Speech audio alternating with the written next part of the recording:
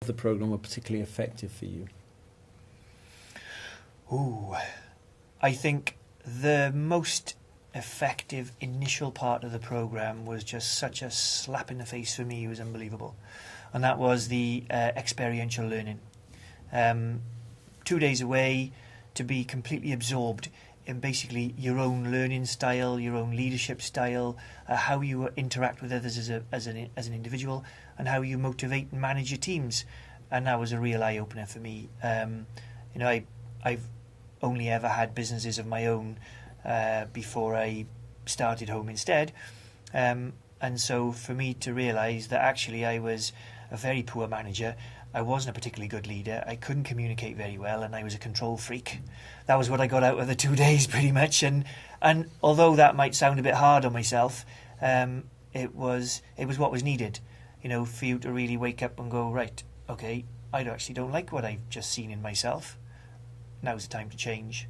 And if I can change myself as the first step, then obviously the other aspects of the business will change as well. And it needed that. It really needed that real, hard sort of slap and wake up call. So the exercises and the simulations, the kind of role plays that went on over those 2 days, allowed you to come to that conclusion. Totally, absolutely. It was startlingly obvious when you involved yourself in things that, as I said, I'd been in business for 20 odd years before that, and I'd never really appreciated, understood, or been made aware of the things that I got made aware of in those 2 days. So that was the real sort of catalyst for me, and then set the scene then for everything after that. If I could have that much of a change in the way in which I viewed myself in those 2 days, well, what else could I achieve, and what else could change in myself and my business over the forthcoming 10 months that I was with the lead program. Okay, thank you. Were there any parts of the program you found it difficult to engage with? I don't think there was any parts that I found difficult to engage with. I was cohort 11. I know the programme has moved on quite significantly since then, and no doubt made improvements from the feedback that you've had. But for us, and on our cohort, round about the sort of 2/3 of the way through, there was a bit of a slump in enthusiasm. I think that came at a time as well when a lot of the hard work needed to be done. So it was when we were doing our exchanges, and therefore needed a lot more commitment from the parties involved, more so than just coming along to the sessions and lectures and involving yourself. So that was the only time where it took any sort of dip in momentum, but not in content. The content was there to be had the entire way through it.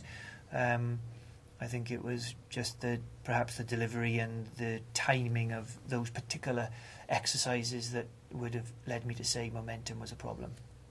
Quickly picked back up, mind I hasten to add, at the end of the programme, the exercises we did at the end of the programme, similarly to the beginning, were also just absolute golden nuggets, amazing light bulbs pinging off all over the place, and a real good sort of crescendo moment for the whole programme.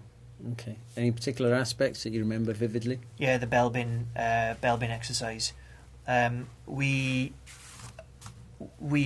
through the bell bin exercise, we first of all we appreciated what our personalities were, and most of us, including myself, had really not ever received that level of detail on our own personalities, in effect, and how we managed and how we created a team.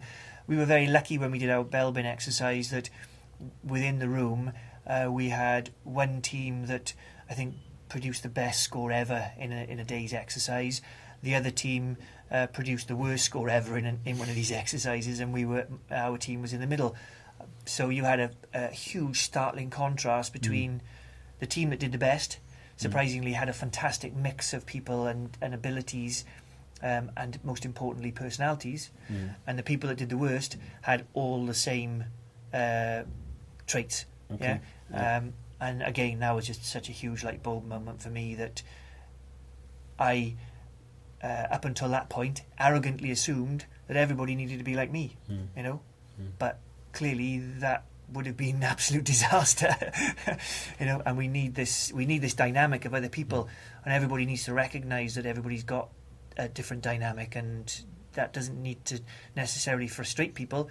They should embrace it because it's so needed.